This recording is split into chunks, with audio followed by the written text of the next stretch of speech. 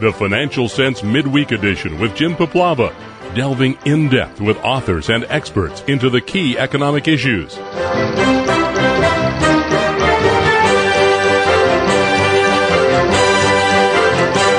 Joining us next on the program is author and investor Jim Rogers. His latest book, A Gift to My Children, A Father's Lessons for Life and Investing. Jim, you've often commented that you're probably the world's worst timer, but you've made some very astute calls over your investment career, one of them being your commodity call at the end of the 90s. How much of your travels around the world played into that call? Because nobody saw commodities as a new bull market back in 1998. Well, I'm sure that my travels had something to do with it, just because I could see what was going on in the world, especially in Asia. But everything had something to do with it. I could also see that, nobody built any offshore drilling rigs for 15 or 20 years. I'd seen that that farmers were starving, closing down, because agriculture was such a horrible business. I could see that supply was suffering for everything, and I could see demand booming. I mean, drive around Asia, time or two, and you would, certainly in those days, you could see, my God, something's going on here, and it was a boom. Still is. One thing that I can recall you making a comment on my show back in 2002, and oil had just gone over $20 a barrel, and it was on its way. I think at that time that I did the interview, it was at $30. And I remember a comment you made on my program, and you said, we would unlikely to see $25 oil again. What did you see in the oil space? Well, the same thing. I said a few minutes ago, I think the last boat for servicing offshore drilling rigs was built in 1981. Nobody was building drilling rigs. I could see that the North Sea was in decline. The production was in decline. I could see that Alaska, I could see that everywhere. I could see that China was going from being a net exporter to a net importer of oil. I could see the world was running out of known reserves of oil just by observing what was going on around it. Now, a number of years ago, you moved your family. You sold your place in New York, almost at the top of the property market, and you moved to Singapore. Living in Singapore, has that given you a different perspective in terms of Asia? I mean, as Americans, we hear a lot of criticism about China and Asia, but being there on the ground in that culture, has it changed your views on anything? Well, certainly. The reason I moved to Singapore was because I could see what was happening in Asia. I could see that China was going to be the most important country in the 21st century, whether we like it or not. And I wanted my children to speak Chinese, know Chinese. All the cities in China are too polluted for me, by the way, so we didn't move to China. But in Singapore, they have great education, great health care. Everything works in Singapore. Probably the richest in the world if you just measure per capita foreign currency reserves. So we decided to move to Singapore. They speak English and Chinese in Singapore. And being there certainly shows me every day how dramatic and dynamic Asia is. Asian kids come out on top in all the international test results, as you probably know. My little girl is in the second grade in a public school. She has more homework in the year and a half she's been in school there than I had 12 years of school in the U.S.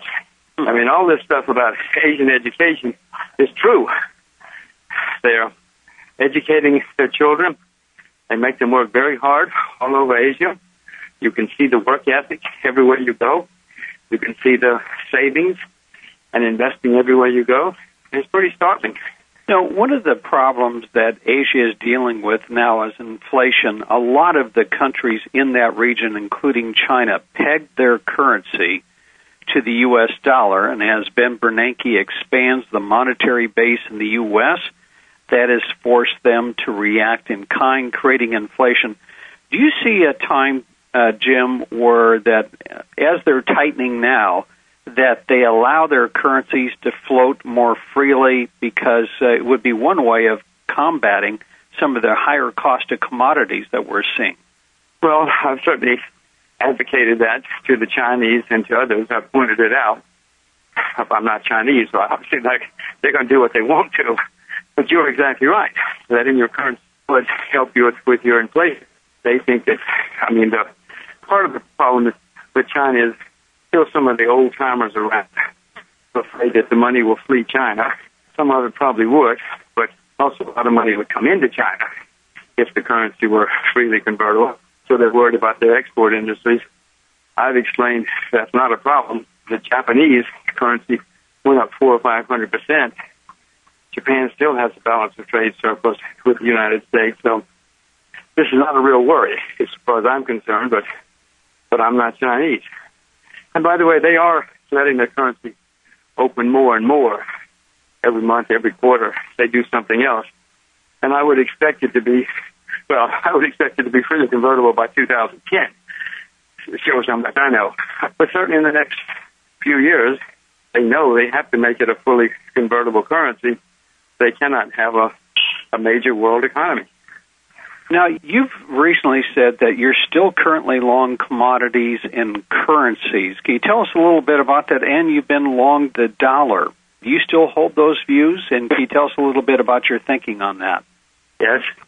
I think every time I speak with you, Jim, I'm on my exercise bicycle.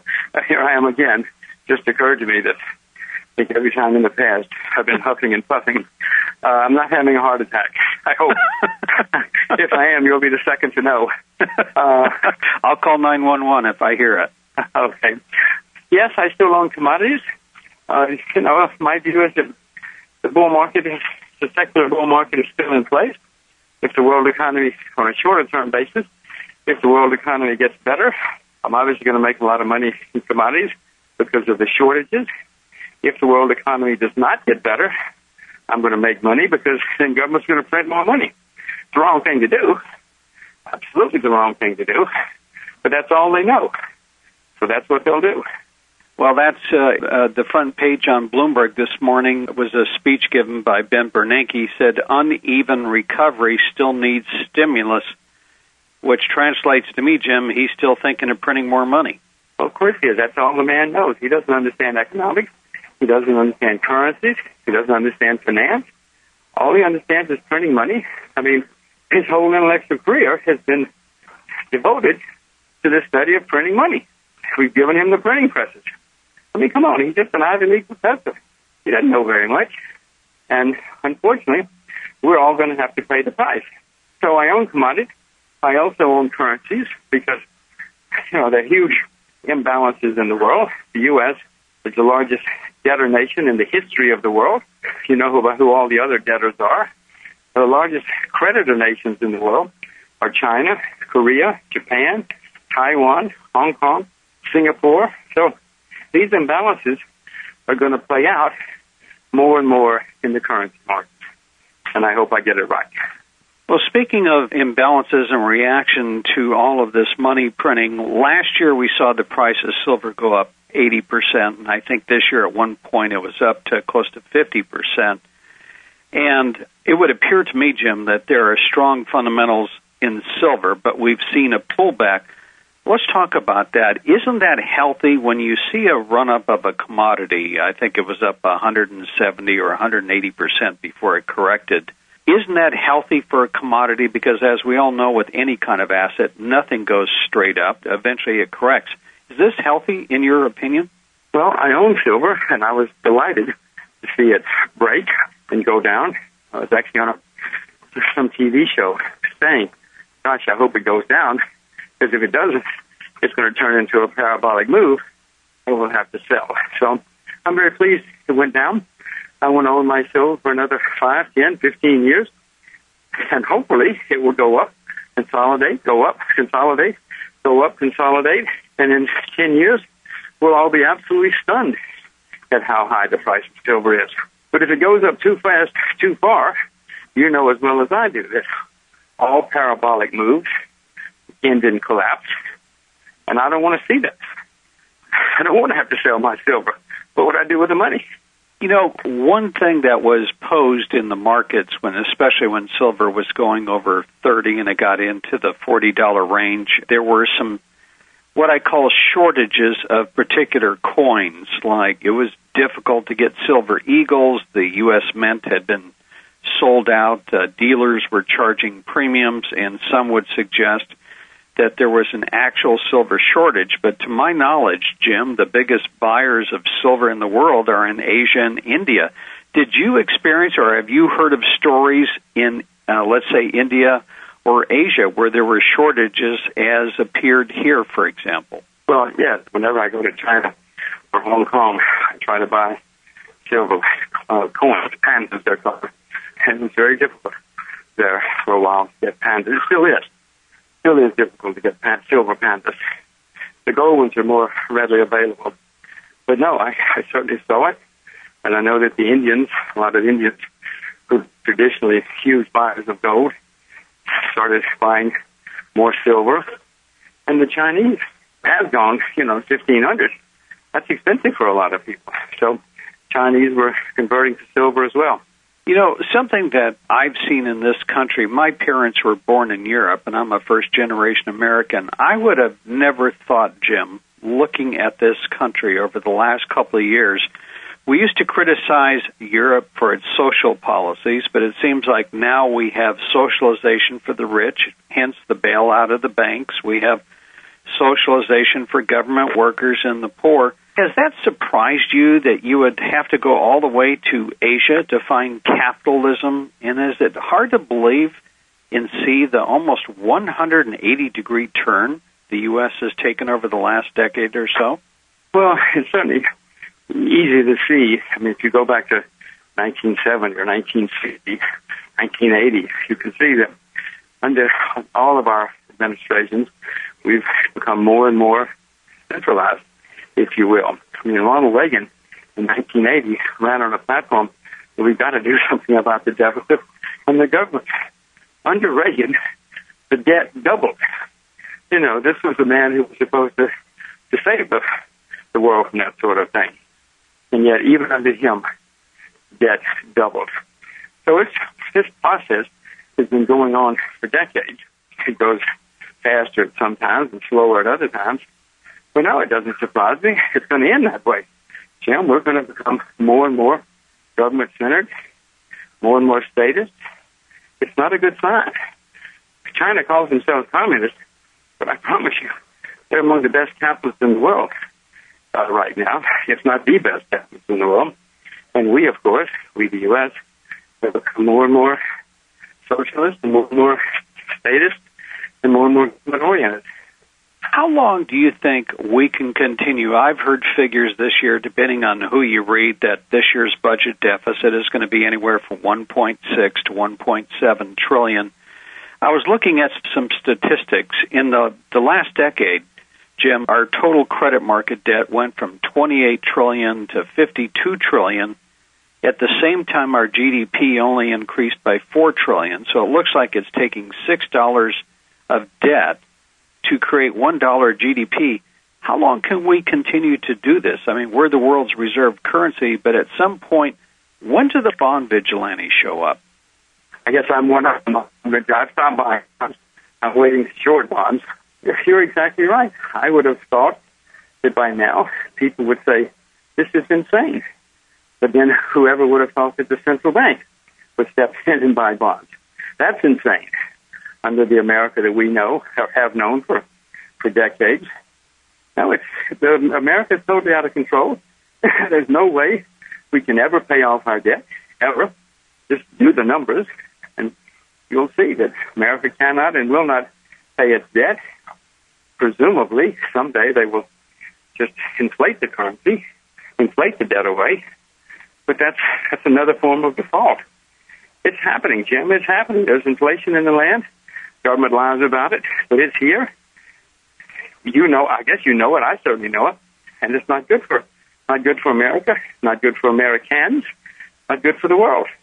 I suppose you see more of this inflation than many people because I know you do a lot of traveling. Because Mr. Bernanke gave a speech once, and he was confronted on the inflation matter of the dollar, and he says, "Well, most Americans buy their goods in dollars," so he was dismissing the dollar depreciation argument, but As I take a look at our monthly trade statistics, just about anything I buy in the store here says made in China or made elsewhere. So in the long run, isn't the dollar dead like Keynes said?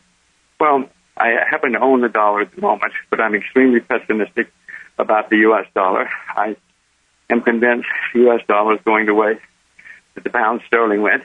The pound sterling used to be the world's reserve currency, the medium of exchange. That changed. Everybody moved to the dollar. And unfortunately, the same thing is happening now. People are moving away from the dollar to other currencies. And, Jim, I don't see any hope for the dollar. As hard as I try to find something which will save us, it's very, very difficult to find something. You know, most countries that get themselves into this kind of situation don't really get out of it until there's a crisis or a semi-crisis. Well, unfortunately, we're headed towards a crisis or a semi-crisis. I'm not particularly happy about it, but I have to deal with facts, or I'll go down the tubes with everybody else. Now, I want to come back to China for a moment, because you said if there's anything that could stop China in the future, it would be China's water problem. We know that a lot of the water supply in various parts of China have been polluted. Talk about that for a minute. How serious is that problem, and what are the Chinese doing to rectify it? The water problem is not just polluted water, which they're working on, but also the fact that there's not enough water. You know, as your economy grows, people use a lot more water. They take baths, if nothing else, more often. So China's got a very serious water problem. By the way, India, northern China has a water problem. Northern India has a worse water problem, I should point out. Well, you live in the Southwest. We have a water problem in the southwestern part of the U.S. that we have to do something about. China is spending huge amounts of money to try to figure out to get more water or clean the water. You know, there's a lot of water in Siberia, for instance. You and I are not the only ones to know that China has a big water problem. As the economy continues to grow, they're going to have to find more water. Full stop, period. I want to change topics, if I can, for a moment. One thing that we have seen are not only these big budget deficit numbers, but there is now a fight going on in Washington between both parties. A while back, they patted themselves on the back for, I guess, taking 3 weeks to cut $36 billion, and during the 3 weeks they took to argue over that cut, the deficit increased by $70 billion. And one of the problems that you've written about, others have talked about, is the influence of lobbyists in Washington, where basically these, I don't know, what is there, 40 or 50,000 of these guys in Washington, where they get to see all the senators and congressmen and the president in one location. And we went from, I don't know whatever happened to simplicity, but the bills that have come out of Congress over the last couple of years are 2,000 pages long. I couldn't read a book that long. I can't imagine any congressman would, but it would appear that many of these laws now are being written purely by lobbyists. So you've started something that is a movement, and it's called Promoting Government at Home. Tell us a bit about this. What's the purpose, and what are your goals for this movement? Well, you make a very good point about the lobbyists. There are tens of thousands of them. Whenever there's a vote, the lobbyists are all standing outside watching the congressman go in, reminding them how they're supposed to vote. You know, the literature is full of cases where laws get changed because the lobbyists need them changed, etc. Well, in 1789, when they set up the U.S. government, you pretty much had to gather everybody in one place. Didn't have phones, didn't have email, didn't have much of anything.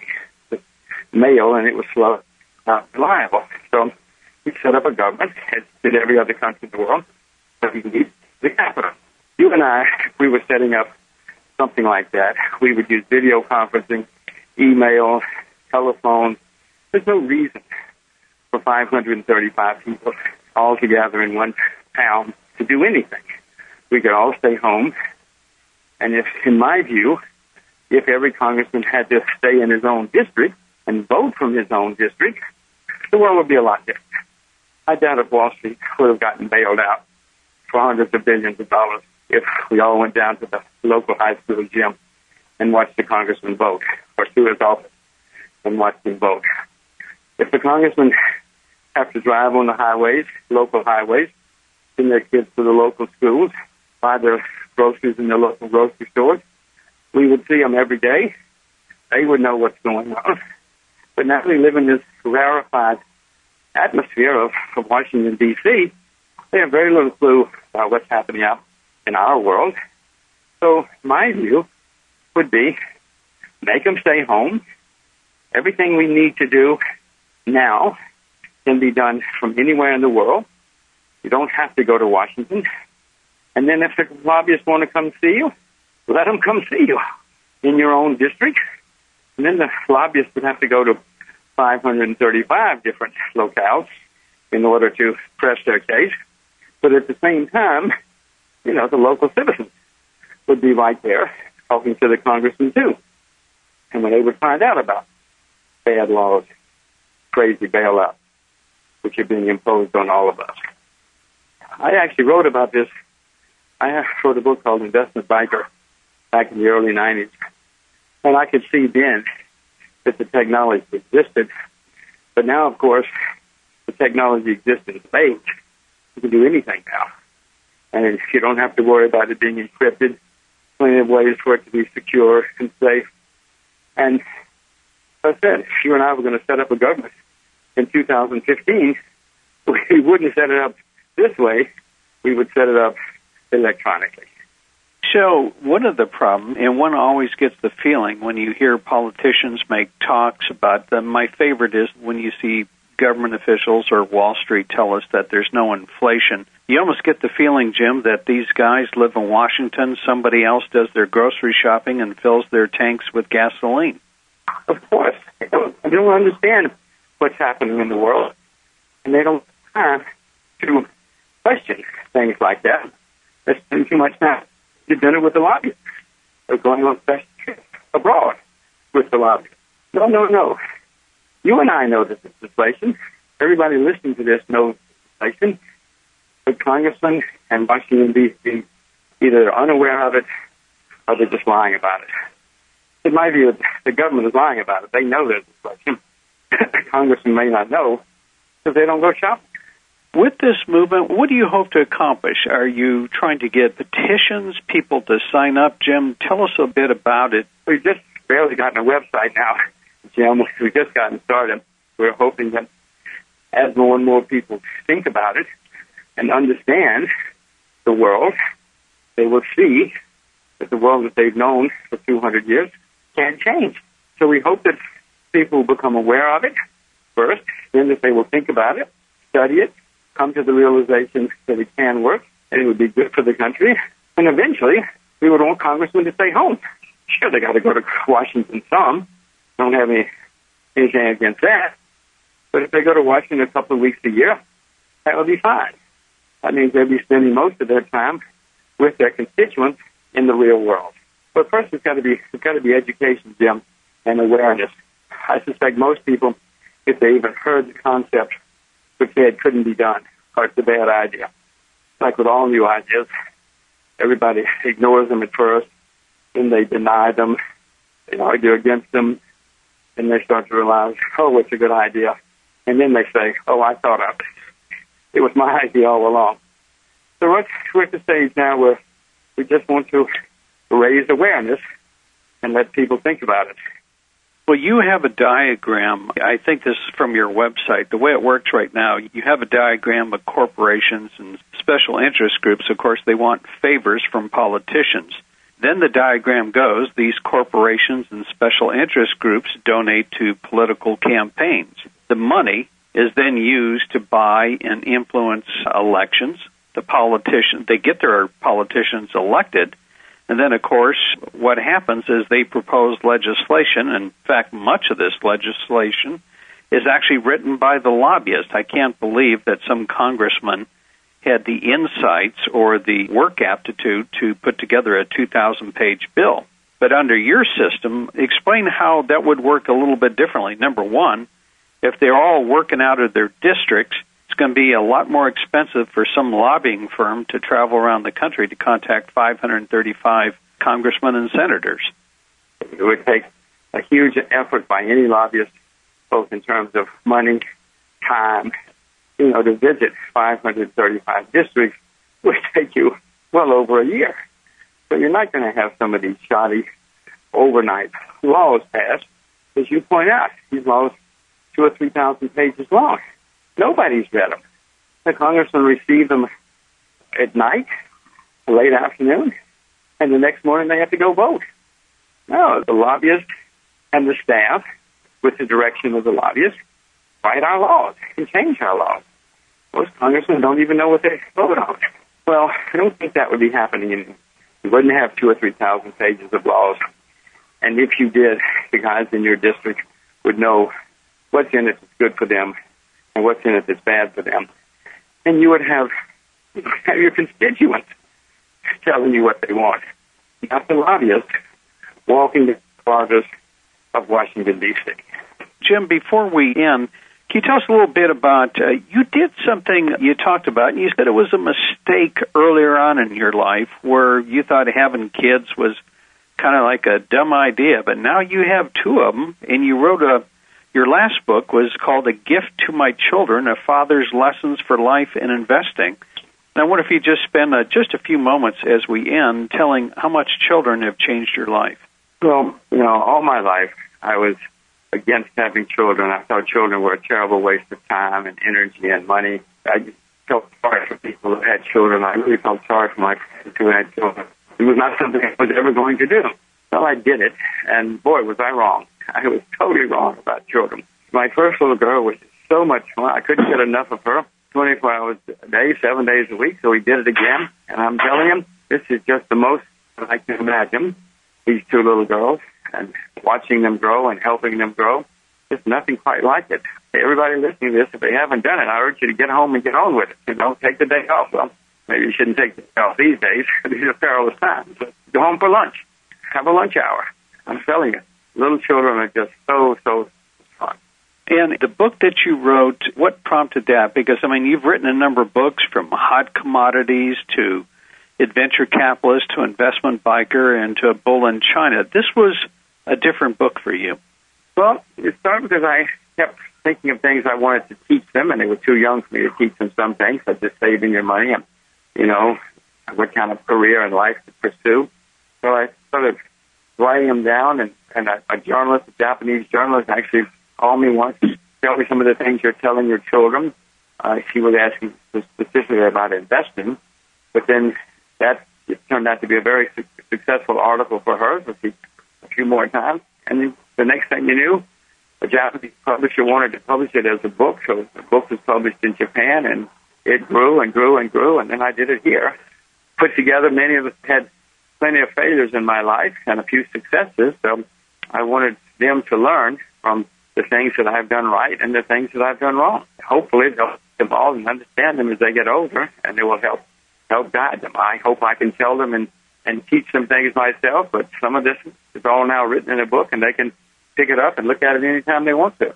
You have had a long, successful career in investing, and recently you've been urged to write an autobiography. Would you ever consider doing that and sharing maybe not only your successes that you have had, but also the things that didn't go right and what you learned from them? I think that would be a great addition to the investment world.